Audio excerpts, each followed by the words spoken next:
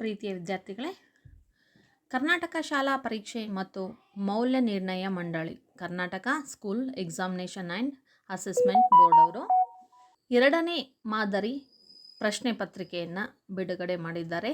ಅದನ್ನು ನಾವು ಇವತ್ತು ಡಿಸ್ಕಸ್ ಮಾಡೋಣ, ಸಾಲ್ವ್ ಮಾಡೋಣ. ವಿಷಯ ದ್ವಿತೀಯ ಭಾಷೆ ಕನ್ನಡ, ತಿಳಿಗನ್ನಡ, 10ನೇ ತರಗತಿ. ಅದಕ್ಕಿಂತ ಮುಂಚೆ ಎಲ್ಲರಿಗೂ ಜ್ಞಾನ ಬೆಳಗು ಯೂಟ್ಯೂಬ್ ಚಾನಲ್ಗೆ ಸ್ವಾಗತ. ಈಗಾಗಲೇ ಫಸ್ಟ್ ಮಾಡೆಲ್ ಕ್ವಶನ್ ಪೇಪರನ್ನು ಸಾಲ್ವ್ ಆಗಿದೆ, ನೋಡಿದ್ದೀರಾ ಅಂದ್ಕೊಂಡಿದ್ದೀನಿ. ಹಾಗೆ ಇನ್ನು ನಿಮಗೆ ಹಿಂದಿನ ವರ್ಷದ್ದು ಬೇಕು ಅಂತಂದರೆ, ಇನ್ನೂ ಹೆಚ್ಚಿನ ಕ್ವಶನ್ ಪೇಪರ್ ಸಾಲ್ವ್ ಮಾಡಿರೋದು ಬೇಕು ಅಂತಂದರೆ ನೀವು ಜ್ಞಾನ ಬೆಳಗು ಪ್ಲೇ ಲಿಸ್ಟಲ್ಲಿ SSLC ಎಕ್ಸಾಮಿನೇಷನ್ ಎನ್ನುವಂತಹ ಲಿಸ್ಟಲ್ಲಿ ನಿಮಗೆ ಸಾಕಷ್ಟು ಕ್ವಶನ್ ಪೇಪರ್ಗಳನ್ನು ಸಾಲ್ವ್ ಮಾಡಿರುವಂತಹ ವಿಡಿಯೋಸು ನಿಮಗೆ ಸಿಗುತ್ತೆ. ಅದನ್ನು ಸುಮ್ಮನೆ ಕೇಳಿದ್ರೇ ಸಾಕು, ನಿಮಗೆ ಆರಾಮಾಗಿ ಈಸಿಯಾಗಿ ಮೋರ್ ದೆನ್ 90% ಸ್ಕೋರ್ ಮಾಡಬಹುದು. ಇವತ್ತಿನ ಕ್ಲಾಸಲ್ಲಿ ನಾವು ಮಾಡೆಲ್ ಕ್ವಶನ್ ಪೇಪರ್ 2 ಅನ್ನು ಸಾಲ್ವ್ ಮಾಡೋಣ.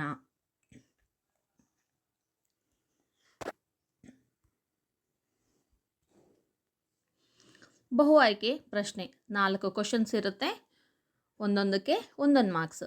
ಸ್ವರದ ಸಹಾಯದಿಂದ ಉಚ್ಚರಿಸಲ್ಪಡುವ ಅಕ್ಷರಗಳನ್ನು ಹೀಗೆ ಕರೆಯುತ್ತಾರೆ. ಸ್ವರದ ಸಹಾಯದಿಂದ ಉಚ್ಚರಿಸಲ್ಪಡ್ತಕ್ಕಂಥ ಅಕ್ಷರಗಳನ್ನು ಏನಂತ ಕರೀಲಾಗುತ್ತೆ? ವ್ಯಂಜನಗಳು ಅಂತ ಕರೀಲಾಗುತ್ತೆ. Option D. ನೀವು ಇಲ್ಲಿ ಕ್ರಮಾಕ್ಷರದೊಂದಿಗೆ ಬರಿಬೇಕು. ಡಿ ಅಂತ ಬರೆದು ವ್ಯಂಜನಗಳು ಅಂತ ಬರಿಬೇಕು. ಬರೀ ವ್ಯಂಜನಗಳು ಅಂತ ಬರೆಯಂಗಿಲ್ಲ, ಬರೀ ಡಿ ಅಂತ ಬರೆಯಂಗಿಲ್ಲ. ಕ್ರಮಾಕ್ಷರದೊಂದಿಗೆ ನೀವು ಉತ್ತರವನ್ನು ಬರಿಬೇಕಾಗತ್ತೆ. ನೋಡಿ, ಇಲ್ಲಿ ವ್ಯಂಜನಗಳು ಇವು ಸ್ವತಂತ್ರವಾಗಿರ್ತಕ್ಕಂಥ ಅಕ್ಷರಗಳಲ್ಲ. ಅದಕ್ಕೆ ಏನು ಸಹಾಯ ಬೇಕೇ ಬೇಕು, ಸ್ವರಗಳ ಸಹಾಯ ಬೇಕೇ ಬೇಕು. ಉದಾಹರಣೆಗೆ ಕ, ಅದನ್ನು ಉಚ್ಚಾರ ಮಾಡೋದಕ್ಕೆ ಬರಲ್ಲ, ಕ ವ್ಯಂಜನವನ್ನು. ಅದಕ್ಕೆ ಕ ಪ್ಲಸ್ ಅ ಸೇರಿಸಿದಾಗ ಕ ಆಗುತ್ತೆ, ಕ ಅಂತ ಉಚ್ಚಾರ ಮಾಡ್ಬೋದು. ಕಿ, ಕ ಪ್ಲಸ್ ಇ ಸೇರಿಸಿದಾಗ ಅಲ್ಲಿ ಏನಾಗುತ್ತೆ? ಕಿ ಆಗುತ್ತೆ. ಆಗ ನಾವು ಉಚ್ಚಾರ ಮಾಡ್ಬೋದು. ಆದರೆ ಸ್ವರಗಳು ಅ, ಆ, ಈ ಸ್ವರಗಳು ಇವು ಸ್ವತಂತ್ರವಾಗಿರ್ತಕ್ಕಂಥವುಗಳು. ಇವುಗಳನ್ನು ಉಚ್ಚಾರ ಮಾಡ್ಬೋದು. ಸ್ವರಗಳ ಸಹಾಯವನ್ನು ಪಡೆದುಕೊಂಡು ಉಚ್ಚಾರ ಮಾಡುವಂಥ ಅಕ್ಷರಗಳು ಯಾವಾಗಿದ್ದವು? ವ್ಯಂಜನಗಳು ಆಗಿದ್ದವು. ಹಾಗಾದರೆ ಯೋಗವಾಹಗಳು ಅಂತಂದರೆ ಯೋಗವಾಹಗಳು 2 ಇದ್ದವು, ಅಂ, ಅಹ. ಹೌದಾ? ಅನುಸ್ವಾರ ವಿಸರ್ಗ ಅಂತ ಹೇಳ್ತಾ ಇದ್ವಿ. ಅಂದರೆ 1 0 2 0. 1 0 2 0 ಓದೋದಕ್ಕೆ ಬರುತ್ತಾ? ಇಲ್ಲ. ಅದಕ್ಕೆ ಮತ್ತೊಂದು ಅಕ್ಷರಗಳ ಸ್ವರಗಳ ಸಹಾಯವನ್ನು ಪಡೆದುಕೊಳ್ಬೇಕಾಗುತ್ತೆ. ಸಹಾಯವನ್ನು ಪಡೆದುಕೊಂಡು ಉಚ್ಚಾರ ಮಾಡ್ತಕ್ಕಂತಹ ಅಕ್ಷರಗಳು. ಅ ಜೊತೆಗೆ 0 ಸೇರಿಸಿದರೆ ಅಮ್ಮ ಆಗುತ್ತೆ, ಅ ಜೊತೆಗೆ 2 0 ಸೇರಿಸಿದರೆ ಅಹ ಆಗುತ್ತೆ. ಹೌದಾ? ಅದೇ ರೀತಿಯಾಗಿ ಕ ಜೊತೆಗೆ 1 0 ಸೇರಿಸಿದರೆ ಕಮ್ಮ ಆಗುತ್ತೆ, 2 0 ಸೇರಿಸಿದ್ರೆ ಕಹ ಆಗುತ್ತೆ. ಹಾಗೆ ಉಚ್ಚಾರ ಮಾಡೋದಕ್ಕೆ ಬರಲ್ಲ. ಅಂಥವುಗಳನ್ನು ಯೋಗವಾಹಕಗಳು ಅಂತ ಕರೀಲಾಗುತ್ತೆ. ಹಾಗೆಯೇ ಅನುನಾಸಿಕಗಳು. ಅನುನಾಸಿಕಗಳು ಅಂದರೆ ಏನು? ಅನು ಅಂದರೆ ಸಹಾಯ, ನಾಸಿಕ ಅಂದರೆ ಮೂಗು. ಮೂಗಿನ ಸಹಾಯದಿಂದ ಉಚ್ಚಾರ ಮಾಡುವಂತಹ ಅಕ್ಷರಗಳನ್ನು ಏನಂತ ಕರೀಲಾಗುತ್ತೆ? ಅನುನಾಸಿಕಗಳು ಅಂತ ಕರೀಲಾಗುತ್ತೆ. ಇವು ವ್ಯಂಜನಗಳಲ್ಲಿ ಬರುವಂತಹ ಕೊನೆಯ ಅಕ್ಷರಗಳು ಎಲ್ಲ ಏನಾಗಿರ್ತವು? ಅನುನಾಸಿಕಗಳಾಗಿರ್ತವು. ಕ, ಖ, ಗ, ಗ, ङ. ङ ಎನ್ನುವಂಥದ್ದು ಇದು ಕೊನೆಯಲ್ಲಿ ಬರುವಂತಹ ಅಕ್ಷರ. ಇದು ಅನುನಾಸಿಕ. ङ, ಯ, ಟ, ನ, ಮ ಇವೆಲ್ಲವುಗಳು ಏನಾಗಿದ್ದವು? ಅನುನಾಸಿಕ ಅಕ್ಷರಗಳು ಆಗಿದ್ದವು. ಹೆಚ್ಚಿನ ಮತ್ತು ಬೇರೆ ಬೇರೆ ರೀತಿಯಾಗಿರ್ತಕ್ಕಂಥ ಕ್ವಶನ್ ಕೇಳಿದ್ರೆ ನಿಮಗೆ ಉಪಯೋಗ ಆಗಲಿ ಅನ್ನೋದಕ್ಕೋಸ್ಕರ ಡೀಟೇಲ್ ಆಗಿ ಹೇಳ್ತಾ ಇದ್ದೀನಿ. ಹಾಗೆ ನೆಕ್ಸ್ಟ್ ಕ್ವಶನ್ ನಂಬರ್ 2. ಆತ್ಮಾರ್ಥಕ ಸರ್ವನಾಮ ಪದವಿದು. ಆತ್ಮಾರ್ಥಕ ಸರ್ವನಾಮ ಪದವಿದು. ಯಾರು, ನಾನು, ತಾನು, ಮೂಡಣ. ನೋಡಿ, ಇದರಲ್ಲಿ ನೀವು ಎಷ್ಟು ಈಸಿಯಾಗಿ ಹೆಂಗೆ ಗೆಸ್ ಮಾಡ್ಬೋದು ಅಂತಂದರೆ, ಇಲ್ಲಿ ಆತ್ಮಾರ್ಥಕ ಅನ್ನೋದು ಉತ್ತರ ತಾನು, ಸಿ ಅಂತ ಬರೆದು ತಾನು ಅಂತ ಬರೀಬೇಕು. ಇಲ್ಲಿ ಯಾರು ಅನ್ನೋದು ಕ್ವಶನ್ ಮಾರ್ಕ್ ಇದೆ, ಹೌದಾ? ಅದು ಪ್ರಶ್ನಾರ್ಥಕ ಸರ್ವನಾಮ. ಸರ್ವನಾಮದಲ್ಲಿ 3 ವಿಧಗಳು. ಒಂದು ಆತ್ಮಾರ್ಥಕ ಸರ್ವನಾಮ, ಪ್ರಶ್ನಾರ್ಥಕ ಸರ್ವನಾಮ ಮತ್ತು ಪುರುಷಾರ್ಥಕ ಸರ್ವನಾಮ. ಯಾರು ಅನ್ನೋದು ಕ್ವಶನ್ ಮಾರ್ಕ್ ಇದೆ, ಹೌದಾ? ಅದು ಪ್ರಶ್ನಾರ್ಥಕ ಸರ್ವನಾಮ. ಈಸಿಯಾಗಿ ಸಣ್ಣ ಮಕ್ಕಳಿಗೂ ಕೂಡ ಗೊತ್ತಾಗ್ಬಿಡುತ್ತೆ. ಮೂಡಣ ಎನ್ನುವಂಥದ್ದು ಅದು ಸರ್ವನಾಮ ಅಲ್ಲ. ಇನ್ನು ಉಳಿದಿರೋದು ಆಪ್ಷನ್ಸ್ ಯಾವುದು? ನಾನು ಮತ್ತು ತಾನು ಅನ್ನೋದು, ಹೌದಾ? ಇಲ್ಲಿ ಆತ್ಮಾರ್ಥಕ ಸರ್ವನಾಮ ತಾನು. ನಾನು ಎನ್ನುವಂಥದ್ದು ಯಾವುದು? ಇದು ನಾನು, ನೀನು, ನೀವು ಇವೆಲ್ಲವುಗಳು ಏನಾಗಿದ್ದವು? ಪುರುಷಾರ್ಥಕ ಸರ್ವನಾಮಗಳು ಆಗಿದ್ದವು. ಹಾಗಿದ್ರೆ ಆತ್ಮಾರ್ಥಕ ಸರ್ವನಾಮ ಯಾವುದು? ತಾನು. ತಾನು, ತಾವು, ತನ್ನ, ತಮ್ಮ.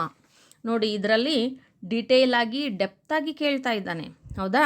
ನೀವು ಈ ಸರ್ವನಾಮಗಳನ್ನು ಸ್ವಲ್ಪ ಡೀಪಾಗಿ ಓದೋದು ಒಳ್ಳೆಯದು. ಹಾಗೆ ನೆಕ್ಸ್ಟ್ ಕ್ವೆಶನ್, ಥರ್ಡ್ ಒನ್. ವ ಎಂಬುದು ಕಾಲವನ್ನು ಸೂಚಿಸುವ ಪ್ರತ್ಯಯವಾಗಿದೆ. ವರ್ತಮಾನ ಕಾಲ, ಭವಿಷ್ಯತ್ ಕಾಲ, ಭೂತಕಾಲ, ಸಕಾಲ. ಸಕಾಲ ಅನ್ನೋದಿಲ್ಲೇ ಇಲ್ಲ. ಕಾಲಗಳು ಎಷ್ಟಿದ್ದವು? 3 ಕಾಲಗಳಿದ್ದವು. ವ ಎನ್ನುವಂಥದ್ದು ಯಾವ ಕಾಲವನ್ನು ಸೂಚಿಸುತ್ತೆ? ಭವಿಷ್ಯತ್ ಕಾಲ, ಮುಂದಿನ ಕಾಲ, ಭವಿಷ್ಯತ್ ಕಾಲವನ್ನು ಸೂಚಿಸ್ತಾ ಇದೆ. ನೋಡಿ, ಇಲ್ಲಿ ಕಾಲವನ್ನು ಸೂಚಿಸುವಂತಹ ಪ್ರತ್ಯಯಗಳು. ವರ್ತಮಾನ ಕಾಲ, ಮಾಡುತ್ತಾನೆ, ಮಾಡುತ್ತಾಳೆ. ಹೌದಾ? ಇಲ್ಲಿ ವರ್ತಮಾನ ಕಾಲವನ್ನು ಸೂಚಿಸುವಂತಹ ಪ್ರತ್ಯಯ ಯಾವುದು? ಉತ್ತ. ಮಾಡುತ್ತಾ, ಮಾಡುತ್ತಾನೆ, ಉತ್ತ ಎನ್ನುವಂಥದ್ದು ಬರುತ್ತೆ. ಉತ್ತ ಅಂತ ಬಂದರೆ ಅದು ವರ್ತಮಾನ ಕಾಲವನ್ನು ಸೂಚಿಸುವಂತಹ ಪದ. ಭವಿಷ್ಯತ್ ಕಾಲ ಅಂತಂದರೆ ಮಾಡುವನು, ಮಾಡುವಳು, ನೋಡುವನು. ಹೌದಾ? ಇಲ್ಲಿ ವ ಬರುತ್ತೆ ನೋಡಿ. ಹಾಗಾಗಿ ಇದು ಏನು? ವ ಎನ್ನುವಂಥದ್ದು ಭವಿಷ್ಯತ್ ಕಾಲವನ್ನು ಸೂಚಿಸುವಂತಹ ಪ್ರತ್ಯಯ. ಇನ್ನು ಭೂತಕಾಲದ್ದು ಯಾವುದು? ಮಾಡಿದನು, ಮಾಡಿದಳು. ದ ಭೂತಕಾಲವನ್ನು ಸೂಚಿಸ್ತಕ್ಕಂತಹ ಕಾಲ ಪ್ರತ್ಯಯ ಆಗಿದೆ. ಹೌದಾ? ಇದನ್ನು ಕೂಡ ನೀವು ಸರಿಯಾಗಿ ಓದ್ಕೋಬೇಕು. ಅಂದಾಗ ಮಾತ್ರ ಏನಾಗುತ್ತೆ, ನಿಮಗೆ ಯಾವ ರೀತಿಯಾಗಿರ್ತಕ್ಕಂಥ ಕ್ವಶನ್ ಕೊಟ್ಟರು ಉಪಯೋಗ ಆಗುತ್ತೆ. ವ ಎನ್ನುವಂಥದ್ದು ಭವಿಷ್ಯತ್ ಕಾಲ, ಉತ್ತ ಎನ್ನುವಂಥದ್ದು ವರ್ತಮಾನ ಕಾಲ, ದ ಎನ್ನುವಂಥದ್ದು ಭೂತಕಾಲವನ್ನು ಸೂಚಿಸುವಂತಹ ಪ್ರತ್ಯಯಗಳು. Yes, next one, fourth one. ಆದ್ದರಿಂದ ಪದವು ಈ ಅವ್ಯಯದ ಪದವಿದು. ಅವ್ಯಯ. ಅವ್ಯಯ ಅಂದರೆ ಸಾಮಾನ್ಯವಾಗಿ ಅನುಕರಣಾವ್ಯಯವನ್ನು ಅಷ್ಟೇ ಕೇಳಿರ್ತೀವಿ, ಹೆಚ್ಚಿನದಾಗಿ ಅಭ್ಯಾಸ ಮಾಡಿರ್ತೀವಿ. ಆದರೆ ಅವ್ಯಯಗಳಲ್ಲಿ ಹಲವಾರು ಪ್ರಕಾರಗಳಿದ್ದಾವೆ. ಹೌದಾ? ನೀವು ಗ್ರಾಮರಲ್ಲಿ ಓದಿರ್ತೀರ. ಸಾಮಾನ್ಯ ಅವ್ಯಯ, ಅನುಕರಣಾವ್ಯಯ, ಭಾವಸೂಚಕ ಅವ್ಯಯ, ಕ್ರಿಯಾತ್ಮಕ ಅವ್ಯಯ, ಸಂಬಂಧಾರ್ಥಕ ಅವ್ಯಯ, ಕೃದಂತ ಅವ್ಯಯ. ಹೌದಾ? ಇದು ಆದ್ದರಿಂದ ಅನ್ನೋದು ಸಂಬಂಧಾರ್ಥಕ ಅವ್ಯಯ. ಒಂದು ಪದ ಇನ್ನೊಂದು, ಒಂದು ಸೆಂಟೆನ್ಸು, ಒಂದು ವಾಕ್ಯ ಇನ್ನೊಂದು ವಾಕ್ಯದ ಮಧ್ಯದಲ್ಲಿ ಸಂಬಂಧವನ್ನು ಕಲ್ಪಿಸಿಕೊಡುತ್ತೆ. ಮತ್ತು ಯಾವುದು? ಮತ್ತು, ಅಥವಾ, ಆದ್ದರಿಂದ, ಆದುದರಿಂದ, ಅಲ್ಲದೆ, ಹಾಗಾದರೆ ಇವೆಲ್ಲವುಗಳು ಏನು? ಸಂಬಂಧಾರ್ಥಕ ಅವ್ಯಯಗಳು ಆಗಿದ್ದವು. ಗ್ರಾಮರಲ್ಲಿ ಇದೆಲ್ಲ ನೀವು ಡಿಟೇಲ್ ಆಗಿ ನೋಡ್ಕೊಳ್ಳಿ. ಇನ್ನೂ ಹೆಚ್ಚಿನದಾಗಿ ಗ್ರಾಮರ್ ವಿಡಿಯೋನೇ ಮಾಡಿದ್ದೀನಿ ಜ್ಞಾನ ಬೆಳಗು ಚಾನಲಲ್ಲಿ. ನೀವು ಗ್ರಾಮರನ್ನು ವಿಡಿಯೋವನ್ನು ನೋಡಿ, ನಿಮಗೆ ಅರ್ಥ ಆಗುತ್ತೆ. Yes, main question number 2. ಒಂದೊಂದು ವಾಕ್ಯದಲ್ಲಿ ಉತ್ತರಿಸಿ. ನೋಡಿ, ಒಂದು ವಾಕ್ಯದಲ್ಲಿ ಸೆಂಟೆನ್ಸಲ್ಲಿ ಬರಿಬೇಕು. 12 ಕ್ವಶನ್ಸ್ ಇರುತ್ತೆ, 1 ಮಾರ್ಕ್ಸು. ಕ್ವಶನ್ ನಂಬರ್ ಕಂಟಿನ್ಯೂ ಆಗ್ತಾ ಇದೆ.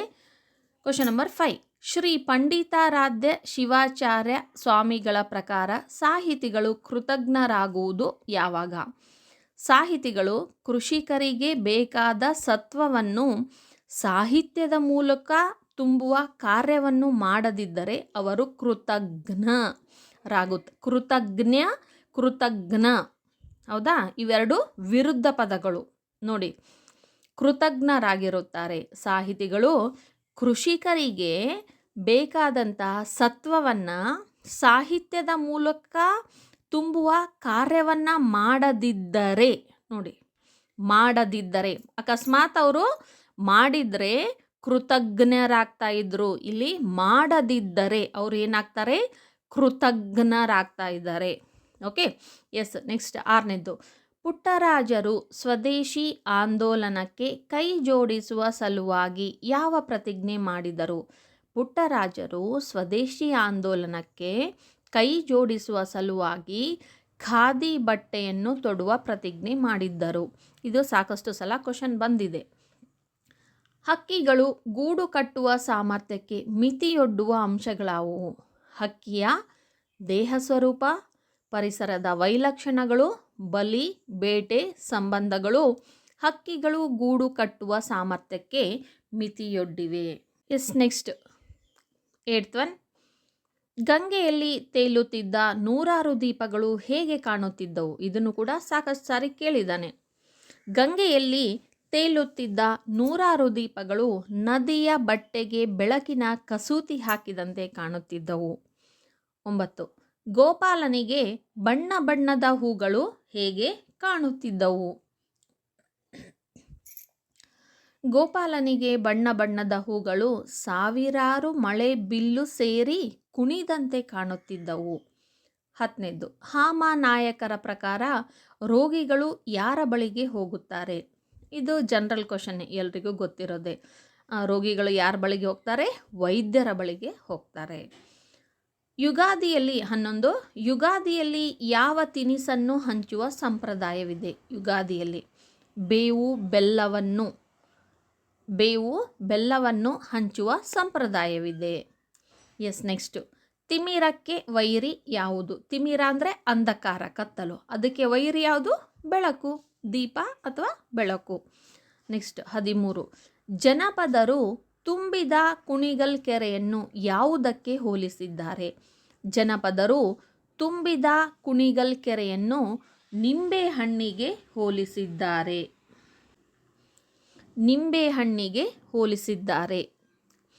Next one 14. ಬಸವಣ್ಣನವರ ಪ್ರಕಾರ ನಶಿಸುವುದು ಯಾವುದು? ಬಸವಣ್ಣನವರ ಪ್ರಕಾರ ನಶಿಸುವುದು ಸ್ಥಾವರ.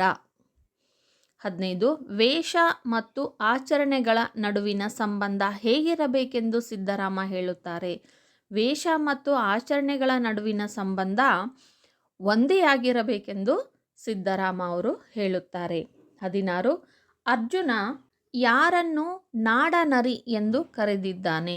ಉತ್ತರ ಕುಮಾರನನ್ನು ನಾಡನರಿ ಅಂತ ಕರಿತಾ ಇದ್ದಾನೆ. ಹೌದಾ? ಹೆದರ್ಕೊಂಡು ಓಡ್ ಹೋಗ್ತಾ ಇರ್ತಾನಲ್ಲ, ಅದಕ್ಕೋಸ್ಕರ ನಾಡನರಿ ಅಂತ ಕರೀತಾನೆ. Main question number 3. 3-4 ವಾಕ್ಯಗಳಲ್ಲಿ ಉತ್ತರಿಸಿ. 8 ಕ್ವಶನ್ಸ್ ಇರುತ್ತೆ, 2 ಮಾರ್ಕ್ಸ್. ಓಕೆ. 17. ರೈತರು ಎದುರಿಸುತ್ತಿರುವ ಸಮಸ್ಯೆಗಳಾವು? ಇದನ್ನು ಕೂಡ ಇಂಪಾರ್ಟೆಂಟು. ಉತ್ತಮ ಬೀಜಗಳ ಕೊರತೆ, ಭೂಮಿ ಬರಡಾಗುತ್ತಿರುವುದು, ಕ್ರಿಮಿ ಕೀಟಗಳ ಹಾವಳಿ, ಬೆಳೆಗೆ ವಿವಿಧ ರೀತಿಯ ರೋಗಗಳು, ಮಳೆಯ ಅಭಾವ, ಅತಿವೃಷ್ಟಿ, ಇವಲ್ಲದೆ ತಾನು ಬೆಳೆದ ಬೆಳೆಗೆ ಸರಿಯಾದ ಬೆಲೆ ಸಿಗದೇ ಇರುವುದು. ಇವೆಲ್ಲವೂ ರೈತರು ಎದುರಿಸುತ್ತಿರುವ ಸಮಸ್ಯೆಗಳಾಗಿವೆ. ಜನರಲ್ ಕೂಡ ಬರಿಬೋದು. ಎದಕ್ಕಂದರೆ ಇವೆಲ್ಲ ರೈತರು ಫೇಸ್ ಮಾಡ್ತಕ್ಕಂತಹ ಸಮಸ್ಯೆಗಳು.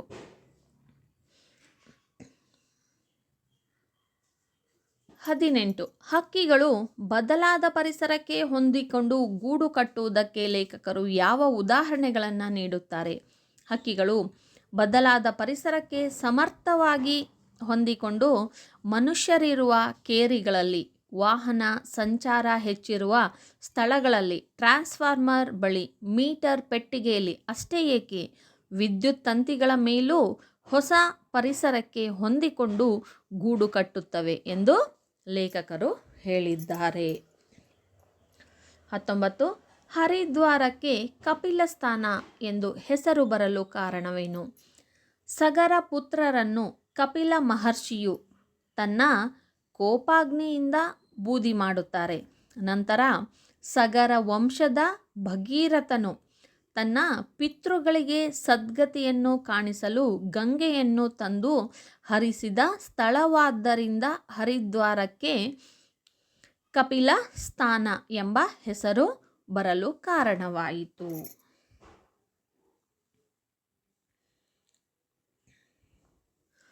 Next question number 20. 20. ಸೌಜನ್ಯಶೀಲರ ಲಕ್ಷಣಗಳಾವವು?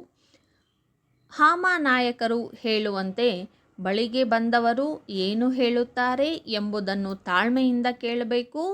ಆಗುತ್ತದೋ ಇಲ್ಲವೋ ಎಂಬುದನ್ನು ಹೇಳುವಾಗ ಮಾತಿನಲ್ಲಿ ಮೃದುತನ ಇರಬೇಕು. 1. ನಗು ಬಳಿಗೆ ಬಂದವರಿಗೆ ತೃಪ್ತಿ ನೀಡುತ್ತದೆ. ಹೇಳುವ ಸತ್ಯವನ್ನು ಪ್ರಿಯವಾಗಿ ಹೇಳಬೇಕು. ಸಹಾನುಭೂತಿ, ಸಹೃದಯತೆ, ಸಮಾಧಾನಗಳು ಸೌಜನ್ಯಶೀಲರ ಲಕ್ಷಣಗಳಾಗಿವೆ. 21. ಬಾಳೆಮೀನು ಬೊಬ್ಬೆ ಹೊಡೆಯಲು ಕಾರಣವೇನು? ಕುಣಿಗಲ್ ಕೆರೆಯು ಅಲ್ಲಿನ ಜನರ ಉಪಕಸುಬಾದ ಮೀನುಗಾರಿಕೆಗೆ ಆಶ್ರಯ ತಾಣವಾಗಿದೆ. ಜನರು ಮೀನುಗಳನ್ನು ಹಿಡಿಯಲು ಕೆರೆಯಲ್ಲಿ ಬಲೆಯನ್ನು ಹಾಕುತ್ತಾರೆ. ಬಲೆಗಳನ್ನು ನೀರಿನಿಂದ ಮೇಲಕ್ಕೆ ಎತ್ತಿದಾಗ ಬಲೆಯಲ್ಲಿ ಸಿಕ್ಕಿ ಹಾಕಿಕೊಂಡ ಮೀನುಗಳು ನೆಗೆದಾಡುತ್ತವೆ. ಇದನ್ನು ಜನಪದರು ಬೊಬ್ಬೆ ಹೊಡೆಯುತ್ತವೆ ಬಾಳೆ ಮೀನು ಎಂದು ವರ್ಣಿಸಿದ್ದಾರೆ. ಬಲೆಗೆ ಸಿಕ್ಕಾಕೊಂಡು ಪ್ರಾಣ ಹೋಗ್ತಾ ಇರುತ್ತಲ್ಲ, ಒದ್ದಾಡ್ತಿರ್ತಾವಲ್ಲ, ಅದಕ್ಕೋಸ್ಕರ ಬೊಬ್ಬೆ ಹೊಡಿತಾ ಇರ್ತಾವು, ಚೀರ್ತಾ ಇರ್ತಾವು, ಅರಸ್ತಾ ಇರ್ತಾವು. ನೆಕ್ಸ್ಟ್ 21. ಲೋಕದಲ್ಲಿ ಕೇಳಿ ಬರುತ್ತಿರುವ ಸ್ತುತಿ ನಿಂದೆಗಳನ್ನು ಅಕ್ಕ ಮಹಾದೇವಿ ಯಾವುದಕ್ಕೆ ಹೋಲಿಸಿದ್ದಾರೆ? ಅಕ್ಕ ಮಹಾದೇವಿಯು ಲೋಕದಲ್ಲಿ ಕೇಳಿ ಬರುತ್ತಿರುವ ಸ್ತುತಿ ನಿಂದೆಗಳನ್ನು ಬೆಟ್ಟದ ಮೇಲಿನ ಮೃಗಗಳಿಗೆ, ಸಮುದ್ರದ ನೆರೆ ತೊರೆಗಳಿಗೆ ಹಾಗೂ ಸಂತೆಯೊಳಗಿನ ಶಬ್ದಕ್ಕೆ ಹೋಲಿಸಿದ್ದಾರೆ. ಜೀವನದಲ್ಲಿ ಸ್ತುತಿ ನಿಂದೆಗಳು ಬಂದಾಗ ಅಂಜದೆ, ಅಳುಕದೆ, ಧೃತಿಗೆಡದೆ ಸಮಾಧಾನಿಯಾಗಿರಬೇಕೆಂದು ಹೇಳಿದ್ದಾರೆ. Okay, yes. Next one 23. ಶಿಷ್ಯನು ಪದ್ಮಪಾದಾಚಾರ್ಯನೆಂದು ಹೇಗೆ ವಿಖ್ಯಾತನಾದನು ಎಂಬುದನ್ನು ವಿವರಿಸಿ. ಒಂದು ಕರಾಳ ರಾತ್ರಿಯಲ್ಲಿ ಶಿಷ್ಯನು ಗುರು ದರ್ಶನಕ್ಕಾಗಿ ತಲ್ಲಣಿಸಿ ಬರುವಾಗ ಗುರು ಹೊಳೆಯ ಆಚೆಗೆ ಮರದಡಿಯಲ್ಲಿ ಕುಳಿತಿದ್ದರು. ಆಗ ಭಕ್ತಿ ಪರವಶನಾದ ಶಿಷ್ಯನು ಗುರುವಿದ್ದೆಡೆಗೆ ನೀರಿನಲ್ಲಿಯೇ ನಡೆದು ಹೋಗಲು ಹೊರಟ. ಅವನ ಶ್ರದ್ಧೆ ಅಷ್ಟು ಶ್ರೇಷ್ಠ. ಅವನು ಹೆಜ್ಜೆ ಇಡುವಲ್ಲಿ ಕೆಳಗೊಂದು ಬಲಿಷ್ಠ ತಾವರೆ ಅರಳಿ ನಿಂತಿತಂತೆ. ಆ ತಾವರೆಗಳ ಮೇಲೆ ಹೆಜ್ಜೆ ಇಡುತ್ತಾ ಆತ ಗುರುಚರಣ ಕಮಲದಲ್ಲಿ ವಿಲಿಂದಾಯ ಮಾನವಾಗಲು ಬಂದು ಸೇರಿದ. ಆದ್ದರಿಂದ ಶಂಕರ ದಿಗ್ವಿಜಯದಲ್ಲಿ ಆತ ಪದ್ಮಪಾದಾಚಾರ್ಯನೆಂದು ವಿಖ್ಯಾತನಾದ. 24. ಮನುಕುಲದ ಭವ್ಯ ಬದುಕು ಯಾವ ರೀತಿ ಅರಳಬೇಕಿದೆ? ಕವಯಿತ್ರಿ ತಿಳಿಸಿದಂತೆ ಮನುಕುಲದ ಭವ್ಯ ಬದುಕು ಇಂಧನದಿಂದ ಅರಳಬೇಕಿದೆ. ತೆಂಗನ್ನು ಬೆಳೆಯುತ್ತಾ ಅದರಿಂದ ತೈಲಧಾರೆ ಹೊಮ್ಮಿ ಬರಬೇಕು. ಹೊಂಗೆ ಹಿಪ್ಪೆಗಳ ಜೀವ ಮೇಳ ನಡೆದು ಅದರಿಂದಲೂ ಧಾರೆ ಹೊಮ್ಮಿ ಬರಬೇಕು. ಮುಗಿದು ಹೋಗುತ್ತಿರುವ ತೈಲ ಸಂಪತ್ತು ಜೈವಿಕ ಇಂಧನದ ಮೂಲಕ ತುಂಬಬೇಕು. ಜೈವಿಕ ಇಂಧನದ ಪಳೆಯುಳಿಕೆ ಇಂಧನಕ್ಕೆ ಪರ್ಯಾಯವಾಗಿ ಬರುವ ಮೂಲಕ ಮನುಕುಲವನ್ನು ಬೆಳಗಿ ಮನುಕುಲದ ಭವ್ಯ ಬದುಕು ಅರಳಬೇಕಿದೆ. ಇಂಧನ ಖಾಲಿಯಾಗೋದ್ರಿಂದ ಖಾಲಿಯಾಗ್ತಾ ಇದೆ, ಹೌದಾ? ಆದ್ದರಿಂದ ಏನಿಲ್ಲಿ ನೈಸರ್ಗಿಕ ಇಂಧನದ ಉಪಯೋಗ ಮಾಡಬೇಕು ಅಂತ, ಜೈವಿಕ ಇಂಧನ ನೈಸರ್ಗಿಕ ಇಂಧನದ ಹೆಚ್ಚಿನ ಉಪಯೋಗ ಮಾಡಬೇಕು ಅಂತ ಇಲ್ಲಿ ಕವಯಿತ್ರಿಯವರು ಹೇಳ್ತಿದ್ದಾರೆ. Next main question number 4. ಕವಿ ಸಾಹಿತಿಯ ಜನ್ಮಸ್ಥಳ, ಕಾಲ, ಕೃತಿ ಮತ್ತು ಬಿರುದು ಪ್ರಶಸ್ತಿಗಳನ್ನು ಕುರಿತು ವಾಕ್ಯ ರೂಪದಲ್ಲಿ ಬರಿಬೇಕು. ಜನ್ಮಸ್ಥಳ ಕಾಲಕ್ಕೆ 1 ಮಾರ್ಕ್ಸ್ ಇರುತ್ತೆ, ಕೃತಿ ಪ್ರಶಸ್ತಿಗೆ 1 ಮಾರ್ಕ್ಸ್ ಮತ್ತು ವಾಕ್ಯ ರೂಪದಲ್ಲಿ ಬರೆಯೋದಕ್ಕೆ ಭಾಷಾ ಶೈಲಿಗೆ 1 ಮಾರ್ಕ್ಸ್, ಒಟ್ಟು 3 ಮಾರ್ಕ್ಸ್ ಇರುತ್ತೆ. ಇದು ಕಂಪಲ್ಸರಿ ಕ್ವಶನ್ ಕೊಡ್ತಾನೆ. ನೀವು ಇದು ಎಲ್ಲದನ್ನು ಕೂಡ ಒಂದೇ ದಿನದಲ್ಲಿ ಓದಿದರೆ ಕನ್ಫ್ಯೂಸ್ ಆಗಿಬಿಡುತ್ತೆ. ಡೈಲಿ ಇಬ್ಬಿಬ್ಬರ ಕವಿ ಅಥವಾ ಲೇಖಕರ ಕೃತಿಕಾರರ ಪರಿಚಯವನ್ನು ಓದ್ತಾ ಹೋಗಿ. ಯಾವುದು ಕೊಡ್ತಾನೆ ಅನ್ನೋದು ಗೊತ್ತಿಲ್ಲ, ಅದಕ್ಕೋಸ್ಕರ ಎಲ್ಲದನ್ನು ಪರ್ಫೆಕ್ಟ್ ಮಾಡ್ಕೊಳ್ಳಿ. Question number 25. ಕುವೆಂಪು. ಕನ್ನಡದ ವರ್ಡ್ಸ್ವರ್ತ್ ಹಾಗೂ ಕವಿ ಎಂದು ಖ್ಯಾತವಾಗಿರುವ ಕುಪ್ಪಳ್ಳಿ ವೆಂಕಟಪ್ಪ ಪುಟ್ಟಪ್ಪ ಅವರು 29/12/1904 ಶಿವಮೊಗ್ಗ ಜಿಲ್ಲೆಯ ತೀರ್ಥಹಳ್ಳಿ ತಾಲೂಕಿನ ಕುಪ್ಪಳ್ಳಿಯಲ್ಲಿ ಜನಿಸಿದರು. ಇವರ ತಂದೆ ವೆಂಕಟಪ್ಪ ಗೌಡ, ತಾಯಿ ಸೀತಮ್ಮ. ಇವರ ಕಾವ್ಯನಾಮ ಕುವೆಂಪು. ಚಂದ್ರಮಂಚಕೆ ಬಾಚಕೋರಿ, ನವಿಲು, ಪಕ್ಷಿಕಾಶಿ, ಬೆರಳ್ಗೆ ಕೊರಳ್, ಶೂದ್ರ ತಪಸ್ವಿ, ಜಲಗಾರ, ರಸೋವೈಸಹ, ವಿಭೂತಿ ಪೂಜೆ, ದ್ರೌಪದಿಯ ಸಿರಿಮುಡಿ, ನನ್ನ ದೇವರು ಮತ್ತು ಇತರ ಕಥೆಗಳು, ಕಾನೂರು ಹೆಗ್ಗಡತಿ, ಮಲೆಗಳಲ್ಲಿ ಮದುಮಗಳು, ಶ್ರೀರಾಮಾಯಣ ದರ್ಶನಂ ಮೊದಲಾದ 80ಕ್ಕೂ ಹೆಚ್ಚು ಕೃತಿಗಳನ್ನು ರಚಿಸಿದ್ದಾರೆ. ಇವರಿಗೆ ಪದ್ಮಭೂಷಣ ಪ್ರಶಸ್ತಿ, ಕೇಂದ್ರ ಸಾಹಿತ್ಯ ಅಕಾಡೆಮಿ ಪ್ರಶಸ್ತಿ, ಜ್ಞಾನಪೀಠ ಪ್ರಶಸ್ತಿ, ಪಂಪ ಹಾಗೂ ಕರ್ನಾಟಕ ರತ್ನ ಪ್ರಶಸ್ತಿಗಳು ದೊರೆತಿವೆ. ನೋಡಿ, ಇದರಲ್ಲಿ ನೀವು ಮೇನ್ ಬರಿಬೇಕಾಗಿರೋದು ಅವರ ಜನ್ಮಸ್ಥಳ, ಊರು, ಕೃತಿಗಳು, ಪ್ರಶಸ್ತಿಗಳು, ಇವು ಮುಖ್ಯ ಆಗಿರ್ತವು. Yes, next main question number 5. ಪದ್ಯದ ಸಾರಾಂಶವನ್ನು ವಾಕ್ಯ ರೂಪದಲ್ಲಿ ಬರೆಯಿರಿ. ಇದಕ್ಕೆ 3 ಮಾರ್ಕ್ಸ್ ಇರುತ್ತೆ. ಒಂದೇ ಕೊಟ್ಟಿರ್ತಾನೆ, ಆಪ್ಷನ್ಸ್ ಇರೋದಿಲ್ಲ. ಕೃತಿಗಾರರ ಪರಿಚಯನೂ ಕೂಡ ಒಂದೇ ಇರುತ್ತೆ. ಹಾಗಾಗಿ ಪರ್ಫೆಕ್ಟ್ ಆಗಬೇಕು. Question number 26. ಮೈ ಕೊಡವಿ ಎದ್ದ ಜಗ ಖಗ ಪಕ್ಷಿ ಪ್ರಾಣಿಗಳು ಲಘು ಬಗೆಯ ದಗದಕ್ಕೆ ಹೊರಟಂತಿವೆ.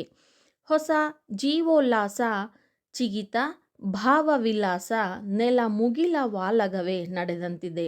ಇದು ಯಾವುದು? ಸವಿಚೈತ್ರ ಪದ್ಯದ್ದು. ರಚನಾಕಾರರು ಯಾರು? ಬಸವರಾಜ್ ಸಾದರ್ ಅವರು. ನೀವಿಲ್ಲಿ ಕವಿಗಳ ಹೆಸರು ಮತ್ತು ಪದ್ಯದ ಹೆಸರನ್ನು ಕೂಡ ಕಂಪಲ್ಸರಿ ಬರಿಬೇಕು. ಬರೆದು ಆಮೇಲೆ ಇದನ್ನು ವಿವರಣೆ ಮಾಡಬೇಕು. ಇಲ್ಲಾಂದರೆ ಈ ಸೆಂಟೆನ್ಸ್ ಒಂದು ಬರೆದ್ಬಿಡಿ. ಈ ಪದ್ಯ ಭಾಗವನ್ನು ಬಸವರಾಜ ಸಾದರ್ ಅವರ ಸಿಸಿಫಸರ ಸುತ್ತು ಕವನ ಸಂಕಲನದಿಂದ ಸವಿಚೈತ್ರ ಎಂಬ ಪದ್ಯದಿಂದ ಆರಿಸಿಕೊಳ್ಳಲಾಗಿದೆ. ವಿವರಣೆ: ಯುಗದ ಆದಿಯಲ್ಲಿ ನೆಲದಮ್ಮ ನವ ವಧುವಿನಂತೆ ಸಿಂಗಾರಗೊಂಡಿರುತ್ತಾಳೆ. ಎಲ್ಲ ಜೀವಿಗಳಲ್ಲೂ ಹೊಸ ಚೈತನ್ಯ, ಹೊಸ ಉಲ್ಲಾಸ ಒಡಮೂಡಿರುತ್ತದೆ. ಅದನ್ನು ಕವಿ ಜಡತ್ವವನ್ನು ತೊಡೆದು ಹೊಸ ಹುರುಪಿನಿಂದ ತಮ್ಮ ತಮ್ಮ ಕಾರ್ಯಗಳಲ್ಲಿ ತೊಡಗಿವೆ ಎಂದು ಹೇಳಿದ್ದಾರೆ. ಹೊಸ ಹೊಸ ಭಾವನೆಗಳನ್ನು ಹೊಂದಿ ಉತ್ಸಾಹ ಭರಿತವಾಗಿ ಜಗದ ಕಾರ್ಯ ನಡೆದಿದೆ. ಖಗ ಪಕ್ಷಿ ಪ್ರಾಣಿಗಳ ಕಲರವದ ವಾಲಗ ಭೂಮಿಯಿಂದ ಆಕಾಶಕ್ಕೆ ತಲುಪಿದಂತೆ ಭಾಸವಾಗುತ್ತಿದೆ ಎಂದು ಯುಗಾದಿಯ ಸಂದರ್ಭವನ್ನು ಕವಿ ಸೊಗಸಾಗಿ ವರ್ಣಿಸಿದ್ದಾರೆ. Okay, yes. Main question number 6. ಅಲಂಕಾರವನ್ನು ಹೆಸರಿಸಿ ಲಕ್ಷಣ ಬರೆದು ಸಮನ್ವಯ ಮಾಡುವುದು. ಇದಕ್ಕೆ 3 ಮಾರ್ಕ್ಸ್ ಇರುತ್ತೆ. ಅಲಂಕಾರ ಯಾವುದು ಅನ್ನೋದು ಅಲಂಕಾರ ಹೆಸರು ಬರೆಯೋದಕ್ಕೆ 1 ಇರುತ್ತೆ. ಹಾಗೆ ಲಕ್ಷಣ ಸಮನ್ವಯಗೊಳಿಸೋದಕ್ಕೆ 2 ಮಾರ್ಕ್ಸ್ ಇರುತ್ತೆ. ಸೀತೆಯ ಮುಖ ಕಮಲ ಅರಳಿತು. ಇದು ರೂಪಕ ಅಲಂಕಾರ. ಸೀತೆಯ ಮುಖ ಕಮಲ ಅಂದರೆ ಸೀತೆಯ ಮುಖ ಕಮಲ ಎರಡೂ ಒಂದೇ ಅಂತ. ಸೀತೆಯ ಮುಖ ಕಮಲದಂತೆ ಸೀತೆಯ ಮುಖ ಇದೆ ಅಂತ ಅಂತೆ ಅಂತ ಇಲ್ಲಿ ಹೋಲಿಕೆ ಮಾಡಿ ಹೇಳ್ತಾ ಇಲ್ಲ. ಅಕಸ್ಮಾತ್ ಅಂತೆ ಅಂತ ಇಲ್ಲಿ ಸೀತೆಯ ಮುಖ ಕಮಲದಂತೆ ಅಂತ ಹೋಲಿಕೆ ಮಾಡಿದರೆ ಅದು ಯಾವುದು? ಉಪಮಾ ಅಲಂಕಾರ ಆಗ್ತಾ ಇತ್ತು. ಇದು ರೂಪಕ ಅಲಂಕಾರ. ಸೀತೆಯ ಮುಖ ಕಮಲ, ಸೀತೆಯ ಮುಖ ಕಮಲನೇ. ಕಮಲ ಬೇರೆ ಅಲ್ಲ, ಸೀತೆಯ ಮುಖ ಬೇರೆ ಅಲ್ಲ. ಅಂದರೆ ಇಲ್ಲಿ ಸೀತೆಯ ಮುಖ ಮತ್ತು ಕಮಲಕ್ಕೆ ಯಾವುದೇ ರೀತಿಯಾಗಿರ್ತಕ್ಕಂಥ ಭೇದ ಭಾವವನ್ನು ಮಾಡಿಲ್ಲ. ಎರಡು ಸಮ ಅಂತ ಹೇಳ್ತಿದ್ದಾರೆ. ಅಲಂಕಾರ, ರೂಪಕ ಅಲಂಕಾರ, ಲಕ್ಷಣ ಅತಿ ಸಾಮ್ಯದಿಂದ ಉಪಮೇಯ ಉಪಮಾನಗಳಲ್ಲಿ ಅಭೇದವನ್ನು ಹೇಳಿ ವರ್ಣಿಸಿದಾಗ ಅದು ರೂಪಕ ಅಲಂಕಾರವಾಗುತ್ತದೆ. ಉಪಮೇಯ ಸೀತೆಯ ಮುಖ, ಯಾವುದನ್ನು ಹೋಲಿಸಿದ್ದಾರೆ ಅದು ಉಪಮೇಯ, ಯಾವುದಕ್ಕೆ ಹೋಲಿಸ್ತಾ ಇದ್ದಾರೆ ಅದು ಉಪಮಾನ ಅಂದರೆ ಕಮಲ. ಸಮನ್ವಯ ಉಪಮೇಯವಾದ ಸೀತೆಯ ಮುಖವನ್ನು ಉಪಮಾನವಾದ ಕಮಲಕ್ಕೆ ಅಭೇದವಾಗಿ ರೂಪಿಸಿರುವುದರಿಂದ ಇದು ರೂಪಕ ಅಲಂಕಾರವಾಗಿದೆ. Okay, yes. Next one. Next main question number 7. ಗಾದೆಯನ್ನು ವಿಸ್ತರಿಸಿ ಬರೆಯಿರಿ. ಇಲ್ಲಿ 2 ಗಾದೆ ಮಾತನ್ನು ಕೊಟ್ಟಿರ್ತಾರೆ. ಅದರಲ್ಲಿ 1 ಬರಿಬೇಕು. 3 ಮಾರ್ಕ್ಸ್ ಇರುತ್ತೆ. ಇದಕ್ಕೆ ಒಂದು ಗಾದೆ ಮಹತ್ವದ ವಿವರಣೆಗೆ 1 ಮಾರ್ಕ್ಸ್, ಉದಾಹರಣೆಯನ್ನು ಕೊಡಬೇಕು ಅದಕ್ಕೆ 1 ಮಾರ್ಕ್ಸ್, ಮತ್ತು ಭಾಷಾ ಶೈಲಿ ಯಾವುದೇ ದೋಷ ಇಲ್ದಂಗೆ ಬರಿಬೇಕು ಅದಕ್ಕೆ 1 ಮಾರ್ಕ್ಸು. 24 question number 28. ಮನಸ್ಸಿದ್ದರೆ ಮಾರ್ಗ ಅಥವಾ ತುಂಬಿದ ಕೊಡ ತುಳುಕುವುದಿಲ್ಲ. 2 ಕೊಟ್ಟಿದ್ದಾರೆ. ಗಾದೆ ಮಾತನ್ನು ಹೇಗೆ ವಿಸ್ತಾರ ಮಾಡಿ ಬರಿಬೇಕು ಅನ್ನೋದನ್ನು ನೀವು ಕನ್ನಡ ಗ್ರಾಮರಲ್ಲಿ ಪ್ಲೇ ಲಿಸ್ಟಲ್ಲಿ ಹೋದರೆ ಕನ್ನಡ ಗ್ರಾಮರಲ್ಲಿ ನಿಮಗೆ ಗಾದೆ ಮಾತುಗಳ ವಿಸ್ತರಣೆ ಸ್ಟೆಪ್ಸು ಎಲ್ಲ ಸ್ಟೆಪ್ಸ್ಗಳನ್ನು ಹೇಳಿದ್ದೀನಿ. ಅದನ್ನು ನೋಡಿದರೆ ನೀವು ಎಲ್ಲದು ನಿಮಗೆ ಈಸಿ ಆಗುತ್ತೆ. ಕೆಲವೊಂದು ಉದಾಹರಣೆ ಗಾದೆ ಮಾತುಗಳನ್ನು ಕೂಡ ವಿಸ್ತರಣೆ ಮಾಡಲಾಗಿದೆ. ಓಕೆ, ಮನಸ್ಸಿದ್ರೆ ಮಾರ್ಗ ಅಥವಾ ತುಂಬಿದ ಕೊಡ ತುಳುಕುವುದಿಲ್ಲ, ಎರಡರಲ್ಲಿ ಒಂದು ಬರೀರಿ. Yes, next one, main question number 8. ಸಂದರ್ಭವನ್ನು ಸ್ವಾರಸ್ಯದೊಂದಿಗೆ ಬರೆಯುವುದು. ಸಂದರ್ಭ ಸಹಿತ ವಿವರಿಸಬೇಕು. ಇಲ್ಲಿ ಒಟ್ಟು 5 ಕ್ವೆಶ್ಚನ್ ಇರುತ್ತೆ, 3 ಮಾರ್ಕ್ಸ್, ಒಂದೊಂದಕ್ಕೆ 3 ಮಾರ್ಕ್ಸ್ ಇರುತ್ತೆ. ಕೃತಿ, ಕರ್ತೃ, ಪಾಠದ ಹೆಸರಿಗೆ 1 ಅಂಕ, ಯಾರು ಯಾರಿಗೆ ಸಂದರ್ಭಕ್ಕೆ 1 ಅಂಕ ಮತ್ತು ಭಾಷಾ ಶೈಲಿಗೆ ಅದಕ್ಕೆ 1 ಅಂಕ ಇರುತ್ತೆ. Question number 29. ನೆರಳು ಕೊಡುವ ವರವನ್ನು ದಯಪಾಲಿಸು. ನೆರಳು ಕೊಡುವ ವರವನ್ನು ದಯಪಾಲಿಸು. ಉತ್ತರ, ಈ ವಾಕ್ಯವನ್ನು ಅರಾಮಿತ್ರ ಅವರು ಬರೆದಿರುವ ಮಹಾಭಾರತ ಪಾತ್ರ ಸಂಗತಿಗಳು ಕೃತಿಯಿಂದ ಆಯ್ದ ಒಣ ಮರದ ಗಿಳಿ ಎಂಬ ಪಾಠದಿಂದ ಆರಿಸಿದೆ. ಈ ಮಾತನ್ನು ಗಿಳಿ ಇಂದ್ರನಿಗೆ ಹೇಳಿದ ಮಾತು. ಹೌದಾ? ನೆಕ್ಸ್ಟ್ ಲೈನಲ್ಲಿ ಗಿಳಿಯ ತತ್ವನಿಷ್ಠೆಯನ್ನು ಮೆಚ್ಚಿಕೊಂಡ ಇಂದ್ರನು ಗಿಳಿಗೆ ಏನಾದರೂ ವರವನ್ನು ಕೊಡುತ್ತೇನೆ ಕೇಳು ಎನ್ನುತ್ತಾನೆ. ಆಗ ಗಿಳಿಯು, ದೇವರಾಜ, ವರವನ್ನು ಕೊಡುವ ಇಚ್ಛೆ ಇದ್ದರೆ ಆ ಮರಕ್ಕೆ ಮೊದಲಿನಂತೆ ಹಸಿರಿನಿಂದ ನಳನಳಿಸುವ ಫಲ ಪುಷ್ಪ ಭಾರದಿಂದ ಬೀಗುವ ನೆರಳು ಕೊಡುವ ವರವನ್ನು ದಯಪಾಲಿಸು. ಅದರ ಈಗಿನ ಅವಸ್ಥೆಯನ್ನು ನಾನು ನೋಡಲಾರೆ ಎಂದು ಹೇಳುತ್ತದೆ. ಇಲ್ಲಿ ಗಿಳಿಯ ತತ್ವನಿಷ್ಠೆ ಹಾಗೂ ಪರಹಿತಕಾಂಕ್ಷಿಯ ಗುಣವು ಸ್ವಾರಸ್ಯಕರವಾಗಿ ಅಭಿವ್ಯಕ್ತಗೊಂಡಿದೆ. ಫಸ್ಟ್ ಲೆಸನ್ ಇದ್ದದ್ದು. Yes, next question number 30. ನಿನ್ನಂಥ ಶ್ರೇಷ್ಠ ಪುತ್ರ ರತ್ನವೊಂದನ್ನು ಹೆತ್ತ ಭಾಗ್ಯ ನನ್ನದಾಗಲಿ. ಈ ವಾಕ್ಯವನ್ನು ರಮೇಶ್ ಗೌಡ MK ಅವರು ಬರೆದಿರುವ ಗಾನಯೋಗಿ ಡಾಕ್ಟರ್ ಪಂಡಿತ ಪುಟ್ಟರಾಜ ಕವಿ ಗವಾಯಿಗಳು ಎಂಬ ಜೀವನ ಚರಿತ್ರೆಯಿಂದ ಆಯ್ದ ಗಾನಯೋಗಿ ಪಂಡಿತ ಪುಟ್ಟರಾಜ ಗವಾಯಿ ಎಂಬ ಪಾಠದಿಂದ ಆರಿಸಿಕೊಳ್ಳಲಾಗಿದೆ. ಓಕೆ, ಈ ಮಾತನ್ನು ಪುಟ್ಟಯ್ಯನು ತನ್ನ ತಾಯಿ ಸಿದ್ದಮ್ಮನವರಿಗೆ ಹೇಳುತ್ತಾನೆ. ಓಕೆ, ನೆಕ್ಸ್ಟ್ ಲೈನಲ್ಲಿ ಸಿದ್ದಮ್ಮ ತಾಯಿ ಪಂಚಾಕ್ಷರ ಗವಾಯಿಗಳ ಅಪ್ಪಣೆ ಪಡೆದು ಪುಟ್ಟರಾಜರನ್ನು ಮನೆಗೆ ಬರುವಂತೆ ಕೇಳಿಕೊಂಡಳು. ಆದರೆ ಪುಟ್ಟಯ್ಯನ ಮನಸ್ಸು ದೃಢವಾಗಿತ್ತು. ನನಗೆ ನನ್ನ ಸರ್ವಸ್ವವೂ ಗುರುಗಳು. ಸಮಾಜದ ಹಣದಿಂದ ನನಗೆ ವಿದ್ಯೆ ಕೊಟ್ಟಿದ್ದಾರೆ. ಸಮಾಜದ ಋಣವನ್ನು ತೀರಿಸದೆ ಅದು ಹೇಗೆ ನಿನ್ನ ಜೊತೆ ಬರಲಿ ತಾಯಿ? ಭವದಲ್ಲಿಯ ಎಲ್ಲ ಬಂಧನಗಳನ್ನು ತೊಡೆದು ಹಾಕಿರುವೆ. ಗುರು ಪಂಚಾಕ್ಷರರೇ ನನ್ನ ಸರ್ವಸ್ವ. ನನ್ನ ಮಗನೆಂಬ ಭಾವವನ್ನು ತೊರೆದು ಹಾಕಿ ನನ್ನನ್ನು ಸಮಾಜಕ್ಕರ್ಪಿಸು ತಾಯಿ ಎಂದರು. ಆಗ ತಾಯಿ, ಹೆಂಡತಿ ಮಕ್ಕಳು ಸಂಸಾರದ ಬಂಧನ ನಿನಗಿಷ್ಟವಿಲ್ಲದಿದ್ದರೆ ನನ್ನ ಜೊತೆ ಬರುವುದು ಬೇಡ. ಗುರುಗಳ ಮಾರ್ಗದರ್ಶನದಲ್ಲಿ ನಡೆದು ಅಮರನಾಗು ಕಂದ ಎಂದು ಹರಸಿದಾಗ ಈ ಮಾತು ಬಂದಿದೆ. ಇಲ್ಲಿ ಗುರು ಶಿಷ್ಯ ಹಾಗೂ ತಾಯಿ ಮಗನ ಸಂಬಂಧ ವಾತ್ಸಲ್ಯಪೂರ್ಣವಾಗಿದೆ. ಈ ಮಾತನ್ನು ತಾಯಿ ಮಗನಿಗೆ ಹೇಳ್ತಾಳೆ. ಹೌದಾ? Yes, next one 31. ಮಕ್ಕಳೇ, ಒಂದು 5 ನಿಮಿಷ ಇರಿ. ಈ ಮಾತನ್ನು ಗುರುರಾಜ್ ಕರ್ಜಗಿಯವರ ಕರುಣಾಳು ಬಾ ಬೆಳಕೆ ಅಂಕಣ ಬರಹದಿಂದ ಆರಿಸಲಾದ ಕಾಫಿ ಕಪ್ಪು ಎಂಬ ಗದ್ಯ ಪಾಠದಿಂದ ಆರಿಸಿಕೊಳ್ಳಲಾಗಿದೆ. ಈ ಮಾತನ್ನು ಹೆಡ್ ಮಾಸ್ತರರು ಹಳೆಯ ವಿದ್ಯಾರ್ಥಿಗಳಿಗೆ ಹೇಳುತ್ತಾರೆ. ಎಸ್, ನೆಕ್ಸ್ಟ್ ಲೈನಲ್ಲಿ ಹೆಡ್ ಮಾಸ್ತರರ ಮನೆಗೆ ಬಂದ ಹಳೆಯ ವಿದ್ಯಾರ್ಥಿಗಳನ್ನು ಅಲ್ಲಲ್ಲಿ ಕೂರಿಸಿ ಮಾತನಾಡುತ್ತಿದ್ದರು. ಆಗ ಹಿರಿಯ ವಿದ್ಯಾರ್ಥಿಗಳು ತಮ್ಮ ತಮ್ಮ ಜೀವನದ ಬಗ್ಗೆ ಹೇಳಿಕೊಳ್ಳುತ್ತಿರುವಾಗ ಹೆಡ್ ಮಾಸ್ತರರು, ಮಕ್ಕಳೇ, ಒಂದು 5 ನಿಮಿಷ ಇರಿ, ನಿಮಗೆಲ್ಲ ಒಳ್ಳೆಯ ಕಾಫಿ ಮಾಡಿಕೊಂಡು ಬರುತ್ತೇನೆ. ನನ್ನ ಹೆಂಡತಿ ಹೋಗಿ ಕೆಲ ವರ್ಷವಾಯಿತು, ಆದರೆ ನನ್ನ ಕಾಫಿ ಕೂಡ ತುಂಬ ಚೆನ್ನಾಗಿರುತ್ತದೆ ಎಂದು ಜೋರಾಗಿ ನಗುತ್ತಾ ಅಡುಗೆ ಮನೆಗೆ ಹೋದರು. ಇಲ್ಲಿ ಗುರು ಶಿಷ್ಯರ ನಡುವಿನ ಅವಿನಾಭಾವ ಸಂಬಂಧ ಸ್ವಾರಸ್ಯಕರವಾಗಿ ಅಭಿವ್ಯಕ್ತವಾಗಿದೆ. Yes, next one 32.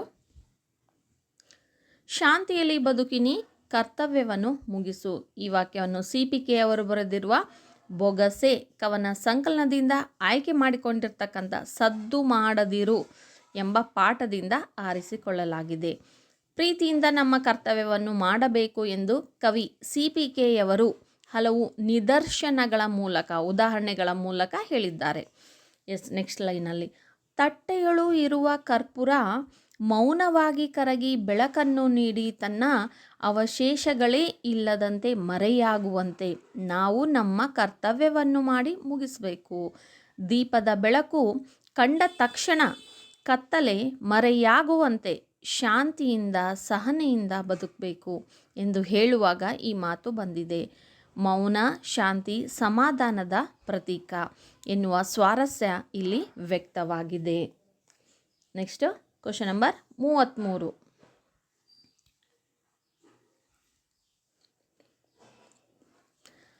Shiva Shiva ಕಾದಿಗೆಲಿದೆವು.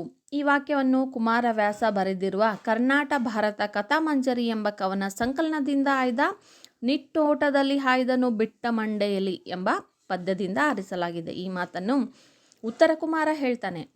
Next ಲೈನಲ್ಲಿ ಯಾವಾಗ ಅನ್ನೋದು ಸಂದರ್ಭ, ಕೌರವರು ವಿರಾಟ್ ರಾಜನ ಗೋವುಗಳನ್ನು ಅಪಹರಿಸ್ತಾರೆ. ಆಗ ವಿರಾಟ್ ರಾಜನ ಮಗ ಉತ್ತರ ಕುಮಾರ ರಣರಂಗಕ್ಕೆ ಅರ್ಜುನನ ಸಾರಥ್ಯದಲ್ಲಿ ಬರ್ತಾನೆ. ಕಣ್ಣು ಹಾಯಿಸಿದಷ್ಟು ಕೊನೆ ಕಾಣದ ಕೌರವರ ಸೈನ್ಯವನ್ನು ನೋಡಿ ಹೆದರಿ ಈ ಸೇನೆಯೊಡನೆ ಹೋರಾಡಿ ಗೆಲ್ಲುವುದು ನನ್ನಿಂದ ಸಾಧ್ಯವಿಲ್ಲ ಎಂದನು. ಸಮುದ್ರದಂತೆ ವಿಶಾಲವಾಗಿರುವ ಸೈನ್ಯದೊಡನೆ ಶಿವನಿಂದ ಮಾತ್ರ ಯುದ್ಧ ಮಾಡಲು ಸಾಧ್ಯವೆಂದು ಕೌರವರ ಸೇನೆಗೆ ನಮೋ ಎಂದನು. ಇಲ್ಲಿ ಉತ್ತರ ಕುಮಾರನ ಭಯ ಮತ್ತು ಹೇಡಿತನದ ಪ್ರಸಂಗ ಸ್ವಾರಸ್ಯಕರವಾಗಿ ಅಭಿವ್ಯಕ್ತವಾಗಿದೆ. Main question number 9. ಪದ್ಯ ಭಾಗವನ್ನು ಪೂರ್ಣಗೊಳಿಸಿ ಬರೆಯಿರಿ. ಇಲ್ಲಿ ಪದ್ಯದ ಹೆಸರು ಬರಿಬೇಕು, ಹಾಗೆಯೇ ಕವಿಗಳ ಹೆಸರನ್ನು ಕೂಡ ಬರಿಬೇಕು. ಇದಕ್ಕೆ 4 ಮಾರ್ಕ್ಸ್ ಇರುತ್ತೆ. Question number 34. ಇದು ಪದ್ಯ ಗುರಿ. ಇದನ್ನು ರಚನೆ ಮಾಡಿರೋರು ಎಂ ಗೋಪಾಲಕೃಷ್ಣ ಅಡಿಗ ಅವರು. 2 ಕೊಟ್ಟಿದ್ದಾರೆ. ಕೆಸರೊಳಿದ್ದರು ಡ್ಯಾಶ್ ಡ್ಯಾಶ್ ಸಾರ್ಥಕತೆಗೆ, ಅಥವಾ ಒಂದು ಬಾಣಕ್ಕೆ ಡ್ಯಾಶ್ ಡ್ಯಾಶ್ ಹಗಲಿರುಳು. ಕೆಸರೊಳಿದ್ದರು ಮೇಲೆ ಬಾಂದಳವ ನೋಡಿ, ಮಿಸುಪ ರವಿ ಕಿರಣಗಳ ಸಿರಿಗೆ ಮೆರೆದಾಡಿ, ಮಸಗು ಅಂಬುಜದಂತೆ ಧ್ಯೇಯದಾಳ್ವೆಸಕೆ ಬಸಮಾಗು ಬಂದ ಮನುಜತೆಯ ಸಾರ್ಥಕತೆಗೆ. ನೆಕ್ಸ್ಟ್ ಒನ್, ಒಂದು ಬಾಣಕ್ಕೆ ಗುರಿಯು ಹಲವಿರುವುದುಂಟೆ, ಒಂದು ದೇಹದೊಳಾತ್ಮ ವೆರಡಿರುವುದುಂಟೆ, ಒಂದು ಜೀವನಕ್ಕೇಕೆ ಹಲವು ಸಾಧ್ಯಗಳು, ಒಂದೇ ಹೆಗ್ಗುರಿಗೆ ಹೋರಾಡು ಹಗಲಿರುಳು. ನೋಡಿ, ಇಲ್ಲಿ ಈ 2 ನುಡಿಗಳು ಕೂಡ ಗುರಿ ಎನ್ನುವಂತಹ ಪದ್ಯದಿಂದಲೇ ಕೊಡಲಾಗಿದೆ. ಓಕೆ. Main question number 10. 8-10 ವಾಕ್ಯದಲ್ಲಿ ಉತ್ತರಿಸಿ. 4 ಮಾರ್ಕ್ಸ್. ಇದಕ್ಕೆ 2 ಕ್ವಶನ್ ಕೊಟ್ಟಿರ್ತಾರೆ, ಆಪ್ಷನ್ಸ್ ಇರುತ್ತೆ, ಅದರಲ್ಲಿ 1 ಬರಿಬೇಕು. 2 ಕ್ವಶನ್ ಒಂದೇ ಪಾಠ ಅಥವಾ ಒಂದೇ ಪದ್ಯದಿಂದ ಕೊಡಲಾಗಿರುತ್ತೆ. Question number 35. ಸಿದ್ಧಾರ್ಥ ಬುದ್ಧನಾದ ಪರಿ ಹೇಗೆ ಎನ್ನುವ ಸ್ವಾರಸ್ಯವನ್ನು ನಿಮ್ಮ ಮಾತುಗಳಲ್ಲಿ ಬರೆಯಿರಿ. ಹೌದಾ, ಇದು ಫಸ್ಟ್ ಪೋಯಮಿಂದ ಕೊಟ್ಟಿರ್ತಕ್ಕಂಥದ್ದು. ಅಥವಾ ಸಿದ್ಧಾರ್ಥ ಬುದ್ಧನಾದ ಸಂದರ್ಭದಲ್ಲಿ ಪ್ರಕೃತಿ ಕವಿಗೆ ಹೇಗೆ ಕಂಡು ಬಂದಿತು ಎಂಬುದನ್ನು ನಿಮ್ಮ ಮೆಚ್ಚುವ ಅಂಶಗಳೊಂದಿಗೆ ವಿವರಿಸಿ. ಉತ್ತರ ಫಸ್ಟ್ ಕ್ವಶನ್ಗೆ, ಬದುಕಿನಲ್ಲಿ ಸತ್ಯವನ್ನು ಕಾಣಲು ಸಿದ್ಧಾರ್ಥನು ಮಡದಿ ಮಗು ಅರಮನೆಯನ್ನು ತೊರೆದನು. ಕಾಡು ಕಾಡು ಅಲೆದು ಬೋಧಿ ವೃಕ್ಷದ ಕೆಳಗೆ ತಪಸ್ಸನ್ನು ಆಚರಿಸಿದನು. ಆಗ ಸಿದ್ಧಾರ್ಥನಿಗೆ ಜ್ಞಾನೋದಯವಾಯಿತು.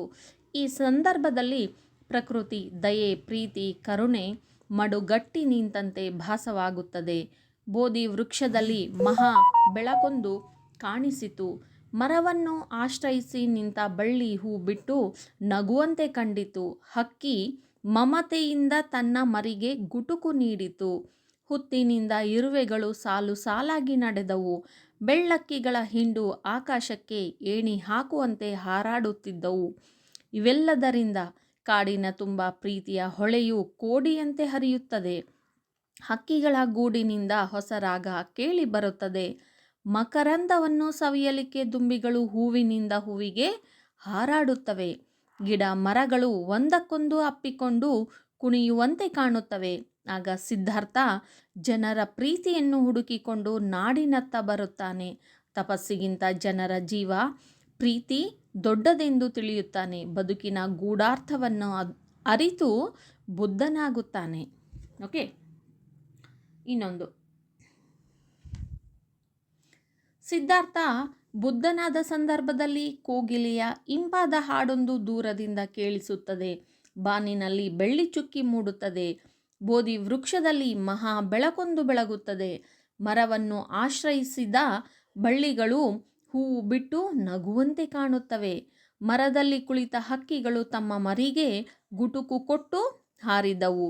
ಇರುವೆಗಳು ಹುತ್ತಿನಿಂದ ಸಾಲು ಸಾಲಾಗಿ ನಡೆಯುತ್ತಿದ್ದವು. ಬೆಳ್ಳಕ್ಕಿಗಳು ಗುಂಪುಗಟ್ಟಿ ಬಾನಿನಡೆಗೆ ಏಣಿ ಹಾಕಿದಂತೆ ಹಾರುತ್ತಿದ್ದವು. ಕಾಡಿನ ತುಂಬ ಪ್ರೀತಿಯ ಹೊಳೆಯು ಕೋಡಿಯಂತೆ ಹರಿಯುತ್ತಿತ್ತು. ಹಕ್ಕಿಯ ಗೂಡಿನಿಂದ ಹೊಸ ರಾಗ ಕೇಳಿ ಬಂದಿತು. ಮಕರಂದವನ್ನು ಸವಿಯಲಿಕ್ಕೆ ದುಂಬಿಗಳು ಹೂವಿನಿಂದ ಹೂವಿಗೆ ಹಾರಾಡುತ್ತಿರುತ್ತವೆ. ಗಿಡ ಮರಗಳು ಒಂದನ್ನೊಂದು ಆಲಂಗಿಸಿಕೊಂಡು ಕುಣಿಯುವಂತೆ ಪ್ರಕೃತಿಯಲ್ಲಿ ಉತ್ಸಾಹ ಪ್ರೀತಿ ಎದ್ದು ಕಾಣುತ್ತಿತ್ತು. ಆಗ ಸಿದ್ಧಾರ್ಥ ಜನರ ಪ್ರೀತಿಯನ್ನು ಹುಡುಕಿಕೊಂಡು ನಾಡಿನತ್ತ ಬರುತ್ತಾನೆ. ತಪಸ್ಸಿಗಿಂತ ಜನರ ಜೀವ ಪ್ರೀತಿ ದೊಡ್ಡದೆಂದು ತಿಳಿಯುತ್ತಾನೆ ಎಂದು ಕವಿ ವರ್ಣಿಸಿದ್ದಾರೆ. ನೋಡಿ, ಎರಡರಲ್ಲೂ ಕೂಡ ಒಂದೇ ಅಂಶ ಅದೇ ಇದೆ. ಕ್ವಶನ್ ಯಾವ ಥರ ಕೇಳಿರ್ತಾನೆ ಆ ಥರ ನೀವು ಆನ್ಸರನ್ನು ಸ್ಟಾರ್ಟ್ ಮಾಡಿ ಮತ್ತು ಎಂಡ್ ಮಾಡಿ.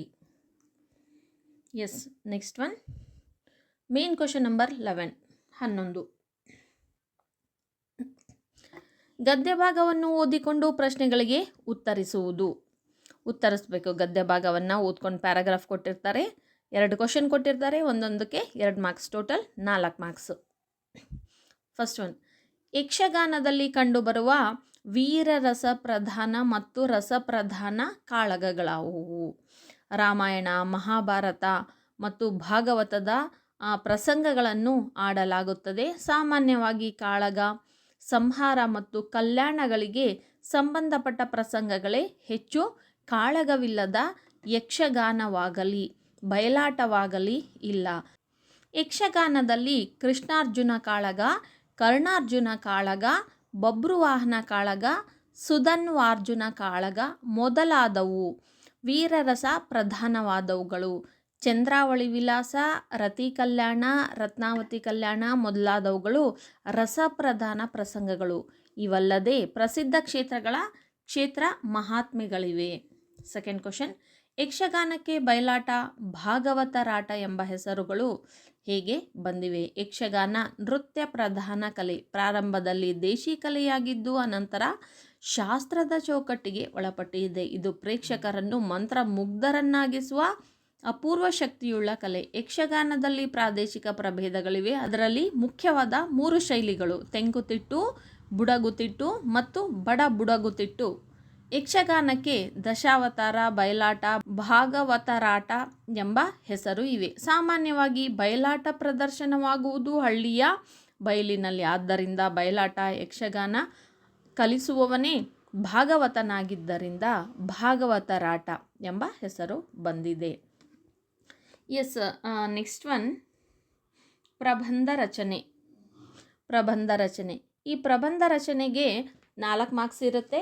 2 ಪ್ರಬಂಧಗಳನ್ನು ಕೊಟ್ಟಿರಲಾಗುತ್ತೆ, ಅದರಲ್ಲಿ 1 ಬರಿಬೇಕು. ಕ್ವಶನ್ ನಂಬರ್ 37, ಪರಿಸರ ರಕ್ಷಣೆಯಲ್ಲಿ ನಮ್ಮೆಲ್ಲರ ಪಾತ್ರ ಅಥವಾ ಮೂಢ ನಂಬಿಕೆಗಳು. 2ರಲ್ಲಿ 1.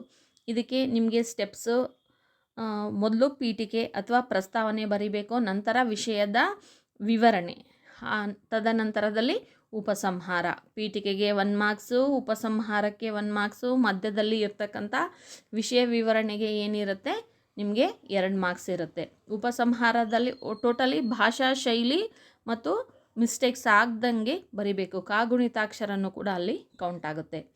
ಓಕೆ, ಪರಿಸರ ಸಂರಕ್ಷಣೆ ಇದನ್ನೆಲ್ಲ ಕೇಳ್ತಾನೆ ಬಂದಿದ್ದೀರಿ. ಪರಿಸರ ದಿನಾಚರಣೆಯನ್ನು ಕೂಡ ಆಚರಣೆ ಮಾಡ್ತೀರಿ. ಪರಿಸರವನ್ನು ಹೇಗೆಲ್ಲ ಸಂರಕ್ಷಣೆ ಮಾಡಬೇಕು, ಮರಗಳ ಕುರಿತಾಗಿ ಹಲವಾರು ಹಿಂದಿನ ಕ್ಲಾಸಲ್ಲೂ ಕೂಡ ಪಾಠಗಳನ್ನು ಓದಿದ್ದೀರಿ, ಪದ್ಯವನ್ನು ಕೂಡ ಓದಿದ್ದೀರಿ. ಅದರಲ್ಲಿ ಓದಿರುವಂಥ ಅಂಶಗಳನ್ನೆಲ್ಲದನ್ನು ಹಾಕಿ ಬರೀರಿ. ಮೂಢನಂಬಿಕೆಗಳು ಯಾವುದು ಒಳ್ಳೆಯದು, ಯಾವುದು ಕೆಟ್ಟದ್ದು, ಅದರಿಂದ ಏನೆಲ್ಲ ಪರಿಣಾಮ ಆಗುತ್ತೆ, ಎಂಥ ಮೂಢನಂಬಿಕೆಗಳನ್ನು ನಂಬಬೇಕು, ಎಂಥವುಗಳನ್ನು ಬಿಡಬೇಕು ಅನ್ನೋದ್ರ ಕುರಿತಾಗಿ ಬರೀರಿ. Yes, next one, last one, main question number 13, ಪತ್ರ ಲೇಖನ. ಇದರಲ್ಲಿ 2 ಪತ್ರಗಳನ್ನು ಕೊಡಲಾಗಿರುತ್ತೆ. ಒಂದು ವ್ಯಾವಹಾರಿಕ ಪತ್ರ, ಇನ್ನೊಂದು ವೈಯಕ್ತಿಕ ಪತ್ರ. ಓಕೆ, ಕ್ವಶನ್ ನಂಬರ್ 38, ನಿಮ್ಮನ್ನು ಯಾದಗಿರಿ ಕ್ವಶನ್ ನಂಬರ್ 38, ನಿಮ್ಮನ್ನು ಯಾದಗಿರಿ ಸರ್ಕಾರ ಪ್ರೌಢಶಾಲೆಯ ವಿದ್ಯಾರ್ಥಿ ಮೋಹನ ಎಂದು ಭಾವಿಸಿಕೊಂಡು ನಿನ್ನ ವರ್ಗಾವಣೆ ಪ್ರಮಾಣ ಪತ್ರವನ್ನು ಕೋರಿ ನಿಮ್ಮ ಶಾಲೆಯ ಮುಖ್ಯೋಪಾಧ್ಯಾಯರಿಗೆ ಮನವಿ ಪತ್ರ ಬರೆಯಿರಿ. ಓಕೆ, ಇದು ವ್ಯಾವಹಾರಿಕ ಪತ್ರ. ನಿಮ್ಮನ್ನು ಯಾದಗಿರಿ ಸರ್ಕಾರಿ ಪ್ರೌಢಶಾಲೆಯ ವಿದ್ಯಾರ್ಥಿ ಮೋಹನ ಅಂದ್ಕೊಂಡು, ಇದು ಇವರಿಂದ ಮೋಹನ ಸರ್ಕಾರಿ ಪ್ರೌಢಶಾಲೆ ಯಾದಗಿರಿ. ಹೌದಾ? ನೆಕ್ಸ್ಟು ಇವರಿಗೆ ಮುಖ್ಯೋಪಾಧ್ಯಾಯರು ಸರ್ಕಾರಿ ಪ್ರೌಢಶಾಲೆ ಯಾದಗಿರಿ, ಮುಖ್ಯೋಪಾಧ್ಯಾಯರಿಗೆಲ್ಲ ಬರೀಬೇಕು. ನಂತರ ನೆಕ್ಸ್ಟ್ ಸ್ಟೆಪ್ಪು ಮಾನ್ಯರೇ. ಫಸ್ಟ್ ಇವರಿಂದ ಬರೆದಿರ್ತೀರಲ್ಲ, ಅಲ್ಲಿ ಬಲಗಡೆ ಏನು ದಿನಾಂಕವನ್ನು ಬರಿಬೇಕು. ಹೆಚ್ಚಿನ ಎಲ್ಲ ಸ್ಟೆಪ್ಸ್ಗಳು ಎಲ್ಲಿ ಬರುತ್ತವೆ? ಎಡಭಾಗದಲ್ಲಿನೇ ಬರುತ್ತೆ. ಇವರಿಂದ, ಇವರಿಗೆ, ಮಾನ್ಯರೇ, ನಂತರದಲ್ಲಿ ವಿಷಯದ ವಿವರಣೆ ಆದ ತಕ್ಷಣ ಧನ್ಯವಾದಗಳು, ಇದೆಲ್ಲ ಎಡಗಡೆ ಬರುತ್ತೆ. ಹೌದಾ? ಬಲಗಡೆ ಬರ್ತಕ್ಕಂಥದ್ದು ಫಸ್ಟು ದಿನಾಂಕ ಬರುತ್ತೆ, ಹಾಗೆ ಕೊನೆಯಲ್ಲಿ ಇಂತಿ ನಿಮ್ಮ ಪ್ರೀತಿಯ ವಿದ್ಯಾರ್ಥಿ. ಹೌದಾ? ಇದಿಷ್ಟೇ ಬರೋದು. ಎಲ್ಲ ಕ್ವಶನಲ್ಲೇ ಕೊಟ್ಟಿರ್ತಾನೆ ನೋಡಿ, ನೀವು ವಿಷಯವನ್ನು ವಿವರಣೆ ಮಾಡಬೇಕು ಅಷ್ಟೇ. ಇವರಿಂದ ಇವರಿಗೆ ಆಯಿತು, ನಂತರದಲ್ಲಿ ಮಾನ್ಯರೇ, ವಿಷಯ ಇಲ್ಲೇ ಕ್ವಶನಲ್ಲೇ ಇದೆ ನೋಡಿ, ವರ್ಗಾವಣೆ ಪ್ರಮಾಣ ಪತ್ರವನ್ನು ನೀಡುವಂತೆ ಕೋರಿ, ವರ್ಗಾವಣೆ ಪ್ರಮಾಣ ಪತ್ರವನ್ನು ನೀಡುವಂತೆ ಕೋರಿ. ಹೌದಾ? TC ಟ್ರಾನ್ಸ್ಫರ್ ಸರ್ಟಿಫಿಕೇಟನ್ನು ಕೊಡಬೇಕು ಅಂತ ನಿಮ್ಮ ಮುಖ್ಯೋಪಾಧ್ಯಾಯರಿಗೆ ಒಂದು ಮನವಿ ಪತ್ರವನ್ನು ಬರಿಬೇಕು. ವಿಷಯದ ವಿವರಣೆ, ನಾನು ಈ ಶಾಲೆಯ ವಿದ್ಯಾರ್ಥಿಯಾಗಿದ್ದು ಈ ಶಾಲೆಯಲ್ಲಿ 2025-26ರಲ್ಲಿ ಓದ್ತಾ ಇದ್ದೆ. 10ನೇ ತರಗತಿ ನಾನು ಇಷ್ಟು ಮಾರ್ಕ್ಸೊಂದಿಗೆ ಪಾಸಾಗಿದ್ದೇನೆ. ನನ್ನ ರಿಜಿಸ್ಟರ್ ನಂಬರ್ ಇದಾಗಿದೆ. ನೀವು ಅದನ್ನೆಲ್ಲ ರಿಜಿಸ್ಟರ್ ನಂಬರ್ ಅಂಕಗಳನ್ನೆಲ್ಲ ಹಾಕಿ, ನನಗೆ ಇನ್ನು ಉನ್ನತ ಅಭ್ಯಾಸಕ್ಕಾಗಿ ಹೆಚ್ಚಿನ ಓದಿಗಾಗಿ ನಾನು ಬೇರೆ ಕಡೆ ಹೋಗ್ತಾ ಇದ್ದೀನಿ. ಅದಕ್ಕೋಸ್ಕರ ನನಗೇನು ಬೇಕು? ವರ್ಗಾವಣೆ ಪ್ರಮಾಣ ಪತ್ರ ಬೇಕು. ದಯವಿಟ್ಟು ನೀವು ನನಗೆ ವರ್ಗಾವಣೆ ಪ್ರಮಾಣ ಪತ್ರವನ್ನು ನೀಡಿ, ಧನ್ಯವಾದಗಳೊಂದಿಗೆ ಅಂತ ಬರಿಬೇಕು. ಇಲ್ಲಿ ಬಲಗಡೆ ಇಂತಿ ನಿಮ್ಮ ಪ್ರೀತಿಯ ವಿದ್ಯಾರ್ಥಿ ಅಥವಾ ವಿಧೇಯ ವಿದ್ಯಾರ್ಥಿ ಮೋಹನ ಅಂತ ಬರೆದು ಸೈನ್ ಮಾಡಿ ಕೆಳಗಡೆ ಬ್ರಾಕೆಟಲ್ಲಿ ಮೋಹನ ಅಂತ ಬರೀರಿ. ಅಥವಾ ಇನ್ನೊಂದು, ಇದು ವೈಯಕ್ತಿಕ ಪತ್ರ ಆಗಿರುತ್ತೆ. ವೈಯಕ್ತಿಕ ಪತ್ರ ಆಗಿರೋದ್ರಿಂದ ಇದಕ್ಕೆ ಹೆಚ್ಚಿನ ಹಂತಗಳು ಇರೋದಿಲ್ಲ. ವ್ಯವಹಾರ ಮಾಡಬೇಕಾದ್ರೆ ಕರೆಕ್ಟಾಗಿರಬೇಕು. ಕಾಗದ ಪತ್ರ ಎಲ್ಲ ಸ್ಟೆಪ್ಸ್ಗಳು, ಹಂತಗಳು ಎಲ್ಲ ಕರೆಕ್ಟಾಗಿರಬೇಕು. ಪರ್ಸ್ನಲ್ಲಿ ಇರುತ್ತಲ್ಲ. ವೈಯಕ್ತಿಕ ಪತ್ರ ಯಾರ ಜೊತೆಗೆ? ಸಂಬಂಧಿಕರ ಜೊತೆಗೆ ಬರಿತಾ ಇದ್ದೀವಿ, ಸಂಬಂಧಿಕರಿಗೆ ಬರಿತಾ ಇದ್ದೀವಿ, ಗೆಳೆಯರು, ಗೆಳತಿಗೆ, ಪೇರೆಂಟ್ಸ್ಗೆ ಬರಿತಾ ಇರ್ತೀವಿ. ಅಲ್ಲಿ ಯಾವ ಫಾರ್ಮ್ಯಾಲಿಟಿನೂ ಕೂಡ ಇರೋದಿಲ್ಲ, ಸ್ಟೆಪ್ಸ್ಗಳು ಇರೋದಿಲ್ಲ. ನೋಡಿ, ನಿಮ್ಮನ್ನು ರಾಯಚೂರು ಸರ್ಕಾರಿ ಪ್ರೌಢಶಾಲೆಯ ವಿದ್ಯಾರ್ಥಿ ಭಾರ್ಗವ ಎಂದು ಭಾವಿಸಿಕೊಂಡು ನಿಮ್ಮ ಶಾಲೆಯಲ್ಲಿ ಆಚರಿಸಿದ ಸ್ವಾಮಿ ವಿವೇಕಾನಂದ ಜಯಂತಿಯ ಕುರಿತು ಮೈಸೂರಿನ ಜಯಚಾಮರಾಜ ಬಡಾವಣೆಯಲ್ಲಿ ವಾಸವಾಗಿರುವ ಶರಣ್ ಕುಮಾರ್ ಎಂಬ ಗೆಳೆಯನಿಗೆ ಪತ್ರವನ್ನು ಬರೆಯಿರಿ. ಓಕೆ, ಇದಕ್ಕೆ 5 ಮಾರ್ಕ್ಸ್ ಇರುತ್ತೆ ನೋಡಿ. ಪತ್ರಲೇಖನಕ್ಕೆ 5 ಮಾರ್ಕ್ಸ್ ಇರುತ್ತೆ. ವಿಳಾಸ, ಸ್ಥಳ, ದಿನಾಂಕ, ಪ್ರಾರಂಭದಲ್ಲಿ ಹೆಂಗೆ ಬರಿಬೇಕು, ಒಡಲು, ಸಹಿ, ಮುಕ್ತಾಯ, ಗೆ ಎಲ್ಲದೂ ಕೂಡ ಸರಿಯಾಗಿ ಬರಿಬೇಕು. ಎಲ್ಲದಕ್ಕೂ ಕೂಡ ಮಾರ್ಕ್ಸ್ ಇರುತ್ತೆ. ಸೊ ಹಾಗಾಗಿ ಕರೆಕ್ಟ್ ಸ್ಟೆಪ್ಸನ್ನು ಫಾಲೋ ಮಾಡಿ. ನಿಮಗೆ ಪತ್ರಲೇಖನದ ಕುರಿತಾಗಿಯೇ ವಿಡಿಯೋ ಮಾಡಿದ್ದೀನಿ. ಕನ್ನಡ ಗ್ರಾಮರ್, ವ್ಯಾಕರಣದಲ್ಲಿ ನೀವು ಲಿಸ್ಟಲ್ಲಿ ಕನ್ನಡ ವ್ಯಾಕರಣದಲ್ಲಿ ಹೋದರೆ ನಿಮಗೆ ಏನು ಪತ್ರಲೇಖನ ವ್ಯಾವಹಾರಿಕ ಉದಾಹರಣೆಗಳೊಂದಿಗೆ, ವ್ಯಾವಹಾರಿಕ ಪತ್ರಗಳು ಮತ್ತು ವೈಯಕ್ತಿಕ ಪತ್ರಗಳನ್ನು ಉದಾಹರಣೆಗಳೊಂದಿಗೆ ಸ್ಟೆಪ್ಸ್ಗಳನ್ನು ಎಲ್ಲದನ್ನು ಸರಳವಾಗಿ ಹೇಳಿದ್ದೀನಿ. ಅದನ್ನು ಒಂದು ಸಲ ವಿಡಿಯೋವನ್ನು ನೋಡಿ ನೀವು ಏನೇ ಕ್ವಶನ್ ಕೊಟ್ಟರೂ ಕೂಡ ಈಸಿಯಾಗಿ ಬರೀಬಹುದು. ಓಕೆ, ಮೊದಲು ಇದನ್ನು ಕೂಡ ಏನು ಇವರಿಂದ ಅಂದರೆ ಯಾರು? ಭಾರ್ಗವ, ಸರಕಾರಿ ಪ್ರೌಢಶಾಲೆ ರಾಯಚೂರು. ಯಾರಿಗೆ ಬರಿ ಅಂತ ಹೇಳಿದ್ದಾರೆ? ಗೆಳೆಯನಿಗೆ. ನನ್ನ ಪ್ರೀತಿಯ ಗೆಳೆಯ ಶರಣ್ ಕುಮಾರ್. ಓಕೆ, ನಾನು ಇಲ್ಲಿ ನೆಕ್ಸ್ಟ್ ಲೈನಲ್ಲಿ ಬರೀರಿ, ನಾನು ಇಲ್ಲಿ ಆರೋಗ್ಯವಾಗಿದ್ದೇನೆ, ನನ್ನ ಅಭ್ಯಾಸ ಎಲ್ಲ ಚೆನ್ನಾಗಿ ನಡೀತಾ ಇದೆ, ನಿನ್ನ ಅಭ್ಯಾಸ ಹೇಗಿದೆ, ಆರೋಗ್ಯ ಹೇಗಿದೆ, ಹೇಗೆ ಮಾಡ್ತಾ ಇದೆಯಾ ಅಂತ ಫಸ್ಟ್ ಪ್ಯಾರಾಗ್ರಾಫಲ್ಲಿ ಬರೆದು ನಂತರದಲ್ಲಿ ನೀವು ಯಾಕೆ ಪತ್ರ ಬರೀತಾ ಇದ್ದೀರಾ ಅದು ಮುಖ್ಯವಾಗುತ್ತೆ. ನೀವು ನಿಮ್ಮ ಶಾಲೆಯಲ್ಲಿ ಆಚರಿಸಿದಂತಹ ಸ್ವಾಮಿ ವಿವೇಕಾನಂದ ಜಯಂತಿಯನ್ನು ನೀವು ಹೇಗೆಲ್ಲ ಆಚರಣೆ ಮಾಡಿದ್ರಿ, ಹೌದಾ? ಸ್ವಾಮಿ ವಿವೇಕಾನಂದರ ಬಗ್ಗೆ ಕುರಿತಾಗಿ ಭಾಷಣವನ್ನು ಮಾಡಿದ್ದು, ಕಾರ್ಯಕ್ರಮದಲ್ಲಿ ಸ್ವಾಮಿ ವಿವೇಕಾನಂದರ ಭಾಷಣವನ್ನು ಕೇಳಿ ನೀವು ಸ್ಫೂರ್ತಿ ಹೊಂದಿದ್ದು, ಅದರಿಂದ ಏನೆಲ್ಲ ಅಂಶಗಳನ್ನೆಲ್ಲ ಕಲ್ತ್ರಿ, ನಿಮಗೆ ಅದರಿಂದ ಅದರ ಬಗ್ಗೆ ನಿಮ್ಮ ಅನಿಸಿಕೆಗಳು ಏನು, ನೀವು ಯಾವ ರೀತಿಯಾಗಿ ಸ್ಫೂರ್ತಿ ಹೊಂದಿದ್ರಿ ಅನ್ನೋದನ್ನು ನೀವು ನಿಮ್ಮ ಗೆಳೆಯನಿಗೆ ಬರಿಬೇಕು.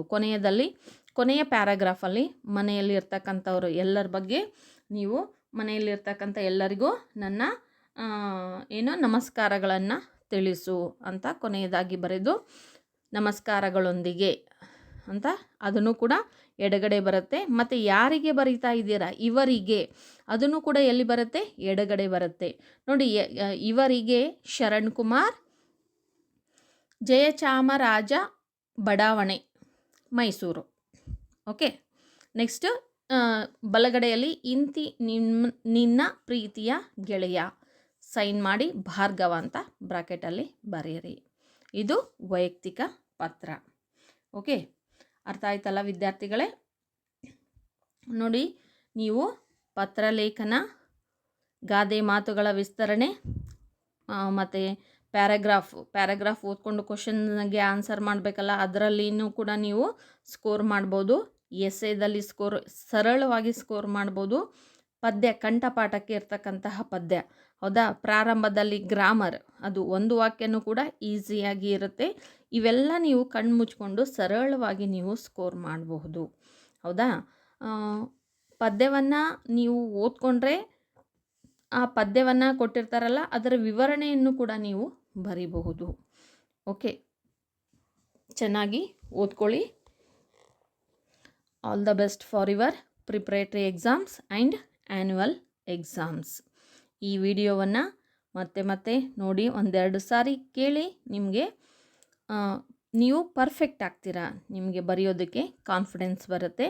ಹಾಗೆ ಬರೀ ಕೇಳೋದಷ್ಟೇ ಅಲ್ಲ, ದೋಷ ಇಲ್ದಂಗೆ, ಅಕ್ಷರಗಳ ದೋಷ ಇಲ್ದಂಗೆ ಬರಿಬೇಕು. ನೀವು ಎಲ್ಲ ಆನ್ಸರ್ ಸರಿಯಾಗಿ ಬರೆದು ಅಲ್ಲಿ ಸ್ಪೆಲ್ ಮಿಸ್ಟೇಕ್ಸ್ ಆಯಿತು ಅಂತಂದರೆ ಗುಣಿತ ಅಕ್ಷರ ದೋಷಕ್ಕೆ, ಭಾಷಾ ಶೈಲಿಗೆ ಮಾರ್ಕ್ಸ್ ಕಟ್ ಆಗುತ್ತೆ. ಎಲ್ಲದರಲ್ಲಿ ಕೊಟ್ಟಿದ್ದಾರಲ್ಲ ಅಂಕದಲ್ಲಿ, ನೋಡಿದ್ದೀರಲ್ಲ ನೀವು. ಸೊ ಹಾಗಾಗಿ ಬರೆಯೋದನ್ನು, ಅದು ವಿಶೇಷವಾಗಿ ಲ್ಯಾಂಗ್ವೇಜಸ್ ಬರೆಯೋದನ್ನು ನೀವು ಪ್ರಾಕ್ಟೀಸ್ ಮಾಡಬೇಕು. ಕನ್ನಡವನ್ನು ನೀವು ಪ್ರಾಕ್ಟೀಸ್ ಮಾಡಬೇಕು. ಅಂದಾಗ ಮಾತ್ರ ಏನಾಗುತ್ತೆ, ನೀವು ಪರ್ಫೆಕ್ಟ್ ಆಗ್ತೀರಾ. ನಿಮ್ಮ ತಲೆಯಲ್ಲಿ ಇರಬೇಕು, ಹೇಳ್ತಾ ನೀವು ಬರಿತಾ ಹೋಗಬೇಕು. ಓಕೆ, ಮತ್ತು ಮುಂದಿನ ವಿಡಿಯೋದೊಂದಿಗೆ ಮತ್ತೆ ಭೇಟಿಯಾಗೋಣ. ಹೆಚ್ಚಿನ video, last year question paper solve ಮಾಡಲಾಗಿದೆ, ನಿಮಗೆ ಬೇಕಾದರೆ ಲಿಸ್ಟಲ್ಲಿ ನೋಡ್ಕೊಳ್ಳಿ, ಇನ್ನೂ ಪರ್ಫೆಕ್ಟ್ ಆಗ್ತೀರಾ. ಓಕೆ, ಧನ್ಯವಾದಗಳು.